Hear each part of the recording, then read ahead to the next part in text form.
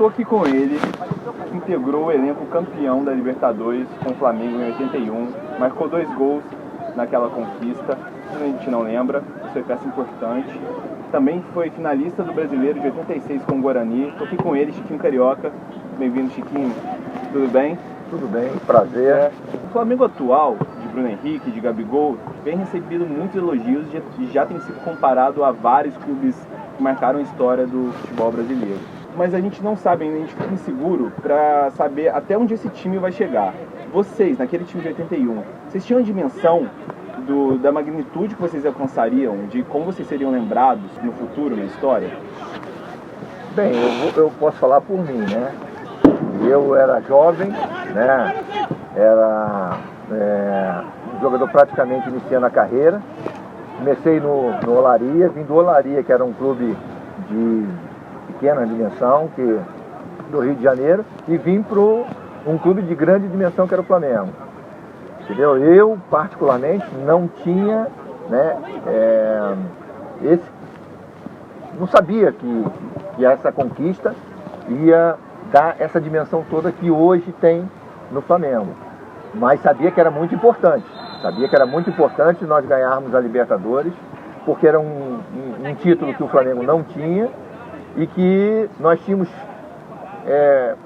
fazer de tudo para conquistar. E foi o que o plantel fez, porque a equipe realmente era fora de série, espetacular. Grandes jogadores de seleção brasileira, entendeu? Aqueles jogadores que eram os titulares e sem dúvida nenhuma tinham vaga em qualquer equipe do mundo, e mesmo aqueles que não jogavam, né, quando entravam, davam conta do recado. Eu acho que por isso que o Flamengo conseguiu, e eu acredito que essa equipe de hoje também pode conquistar esse título, porque tem condições, tem grandes jogadores, e mesmo aqueles que não jogam, têm capacidade de entrar e de resolver. Você fez 2 gols naquela Libertadores, os 2 saindo do banco na segunda fase da competição. Que importância que você se dá naquela conquista? Qual que você acha que foi o seu papel? Você tem mais gols, por exemplo, naquele título que o Tita, que era titular da equipe, que só fez 1 gol. Bem, eu comecei como titular, tanto que o camisa 7 da Libertadores era eu, entendeu? Então eu comecei como titular porque o Tita não queria jogar de ponta, porque naquela época existia o ponta, né, ponta direita e ponta esquerda.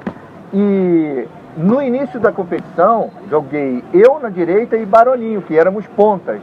Depois, quando entrou o Carpegiani mudou o sistema de jogo do Flamengo nesse sentido, que o Flamengo naquela época jogava com Tita, né? E com o Lico é como se fosse 4-4-2, mas aparecendo, então movimentação um pouco como joga o Flamengo hoje. Apesar de ter sido uma peça importante naquele título da Libertadores, você acabou não indo para a lista do Mundial. Teve um incidente que é bem conhecido, um incidente seu com o Anselmo. Você acha que aquele incidente culminou na sua não ida ao Japão? E como que aconteceu, como isso aconteceu, como que o Carpegiani geriu aquela situação, o que exatamente aconteceu para você não estar no elenco que foi ao Japão? Olha, eu acho que quem pode falar mais sobre isso é o próprio Carpegiani, entendeu? Porque o incidente, não tive incidente nenhum com o Anselmo. O Anselmo, eu ia entrar no jogo com o Cobreloa e o Carpegiani chamou o Anselmo e colocou o Anselmo no jogo para poder dar o soco no Marissoto. Eu não tinha condições de fazer isso, entendeu? Não tinha condições de entrar em campo e dar soco no Marissoto. A minha intenção é entrar em campo e jogar futebol. Ficou alguma mágoa da sua parte com o Flamengo ou com o Carpegiani por não ter ido ao Japão? Rapaz, com o Flamengo nunca, entendeu? Eu acho que o responsável, né, pela escalação dos jogadores é o treinador. Se o treinador não escala, fazer o quê? Eu sempre fui profissional de futebol. Eu sempre respeitei a opinião, principalmente dos treinadores, né? Porque o treinador que escala. Como ficou a sua relação com o Carpegiani depois disso? Não foi boa não. Não foi boa, tanto que eu deixei o Flamengo, né? Não foi boa, tive realmente na altura um problema com ele, até em campo, entendeu? E deixei o Flamengo, porque eu falei pra ele, se eu não jogasse no Flamengo, eu jogava em outro clube. Eu gostaria de continuar no Flamengo, mas eu era profissional de futebol e havia vários clubes interessados. Alguns dias o Flamengo viaja para disputar a final da Libertadores no Monumental de Lima. Você conviveu com algo parecido, você também decidiu em campo neutro, né? Você decidiu, depois das duas partidas com uma vitória para cada lado, contra o Cobreloa, vocês foram decidir em campo neutro. Tem alguma recomendação especial para esse tipo de duelo? Você passou por isso para o time atual do Flamengo? Um jogo só, final, o que eu posso falar foi que nós fizemos na final, né? Entrar para decidir. O Flamengo naquela final entrou para decidir, não esperou, entendeu? Não esperar o adversário tomar iniciativa, não, entrar para decidir.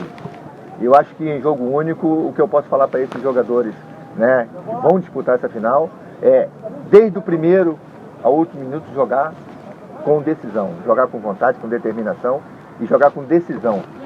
Em 87 você foi para Portugal, onde você fez uma carreira bem extensa. Lá você chegou até a enfrentar o Jorge Jesus, atual técnico do Flamengo, né? A gente conversou antes aqui de começar a entrevista, você estava no banco do Feirense e ele estava como técnico do Filgueiras. Você lembra de alguma coisa assim do Jorge Jesus como reputação como técnico na época? Vocês estavam ainda na segunda divisão portuguesa. Ele já tinha alguma reputação de ser um técnico tão inventivo, ofensivo como ele tem hoje? Bem, eu estava em final de carreira como jogador, né? Nós disputamos a segunda liga, fui para o Feirense para disputar a segunda divisão B, que dava acesso à segunda liga. Nós fomos campeões, subimos e disputamos no ano seguinte a segunda liga. E ele estava praticamente começando carreira de treinador, né? Estava no Felgueiras, que era uma equipe de segunda liga, mas era uma equipe que já tinha aspirações, né, de subida e que tinha, se eu não me engano, uma parceria já com o Benfica ou com o Sporting.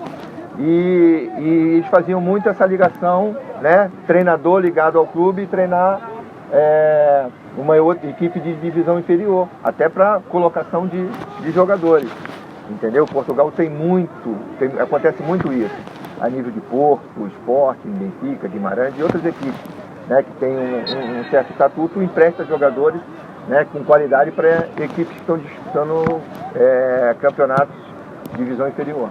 Então, eu acredito que ele, como foi jogador, é aquilo que eu falei em relação ao próprio Tite e outros, como foi jogador e também, né, deve ter feito os cursos que se faz em Portugal, então tem o conhecimento de dentro, né, da teoria e da prática, se torna um treinador de sucesso como está hoje. Acho que foi isso, acho que passou bem por toda a sua carreira, fazer um paralelo até o Flamengo atual. Agradeço muito pela entrevista, muito obrigado. Foi um prazer, eu aproveito a oportunidade, né, de estar falando com vocês para dizer que eu também sou treinador. Sim, claro. Eu também sou... O último clube foi o São Gonçalo em 2014. Pois eu também sou treinador, tive poucas oportunidades no Brasil, entendeu? No Brasil tive poucas oportunidades, mas me considero capaz de treinar qualquer equipe no Brasil. Tá aí, Chiquinho Carioca, seu time tá precisando de treinador, tá aqui. Valeu, Chiquinho. Obrigado. Valeu.